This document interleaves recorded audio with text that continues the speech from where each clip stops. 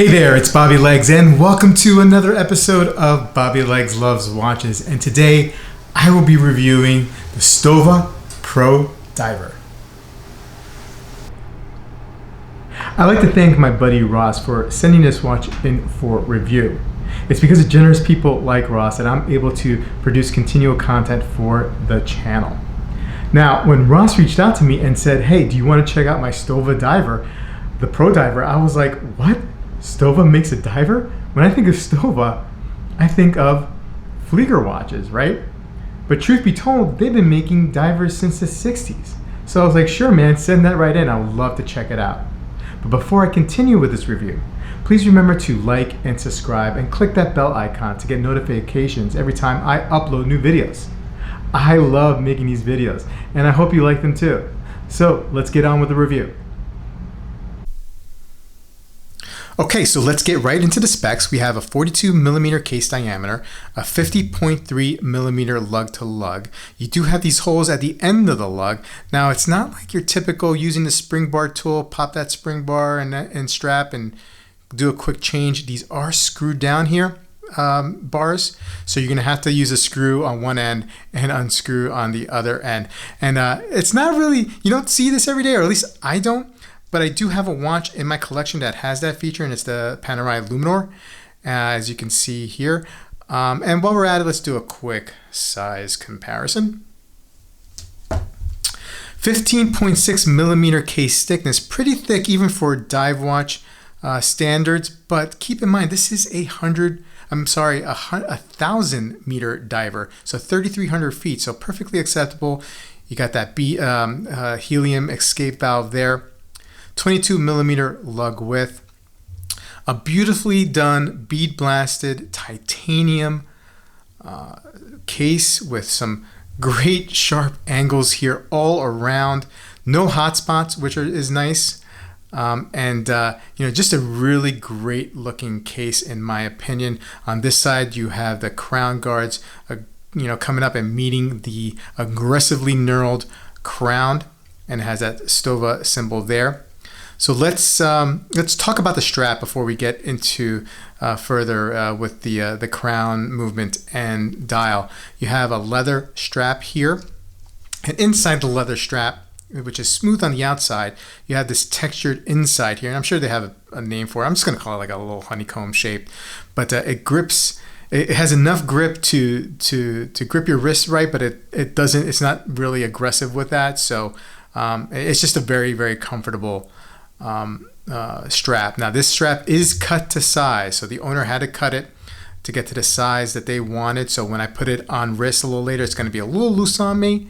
You do have 3 micro adjusts on this small clasp, but here I feel like the small clasp works. You don't need 6 micro adjusts on this, especially if you're cutting the rubber strap here to size here. So it's not necessary, but I like the size of this clasp. It's a double push button deployment, fold over, and you get that nice, satisfying clicks there gives you a nice little sense of security anyway.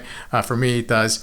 Stowa written on there. Let's take a look at that case back. It is a screw down case back. Stowa, titanium, 100 ATM, 1927, sapphire crystal, all that good stuff, made in Germany, written or etched in there in the back. Now let's talk about this bezel.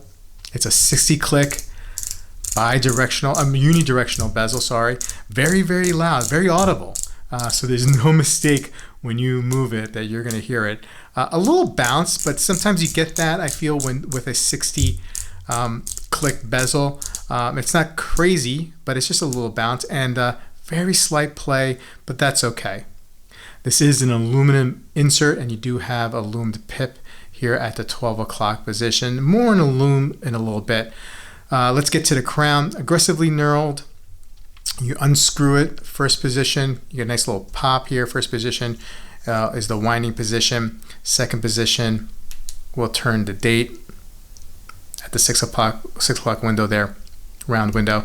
And of course, third position, we'll hack and change the time. This particular watch is powered by the ETA 2824. Now on Stowa's site, they will tell you that it will come either with an ETA 2824 or a Sellita 200. As we know, the ETAs are a little bit hard to come by, especially if you are not part of the Swatch umbrella.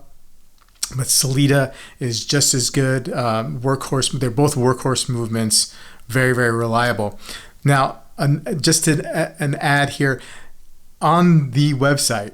So in a very fine print, not a fine print, but a very small sentence there in the description, it does say from now on they'll be using Sellita.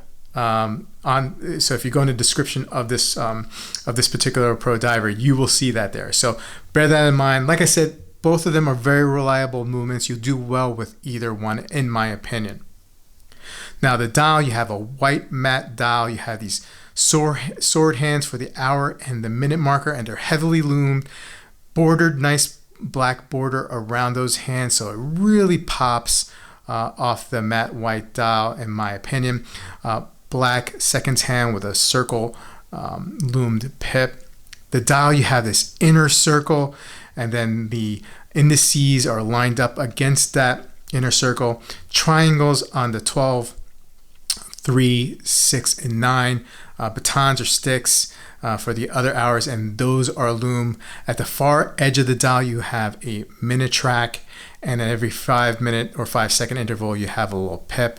The chapter ring is stainless steel, it looks like to me, and it's brushed, I believe. You have Stowa written just underneath the 12 o'clock with Prodiver, and above the 6 o'clock date window, you do have automatic 1,000 meter, 3,300 feet, and that's for, of course, the water resistance. Now let's put this on wrist. Now keep in mind, like I mentioned before, it's going to be a little bit loose on me because it's not size for me, the strap that is, but it fits great on my 6 3/4 inch wrist. Now this watch, as is, weighs for 116 grams. The titanium, keeps it light. It is a thick watch, but like I said, that titanium keeps things light. You're not going to be wearing this under a cuff of a shirt, of course. This is a watch that's meant to be, going underwater. It's a dive watch, and I think it works, well at what it's made to do. Now, this watch retails just over 1,200 euros, so somewhere between $1,400 and $1,500 US, depending on the conversion rate. What I like about this watch in conclusion is the uniqueness of the look. It doesn't look like most divers out there. The quality of materials, the finishing of the titanium case, the uniqueness of the dial, the loom, so many positives for me regarding this watch. The 1,000 meter water resistance. I mean, I'm not going down 1,000 meters, but that's nice to have. And in combination with the lightness of the titanium, really makes it more wearable, even though it is on the thick side. Anyway, guys, let me know what you think about this watch. Please put a comment below, and I'll see you in the next review.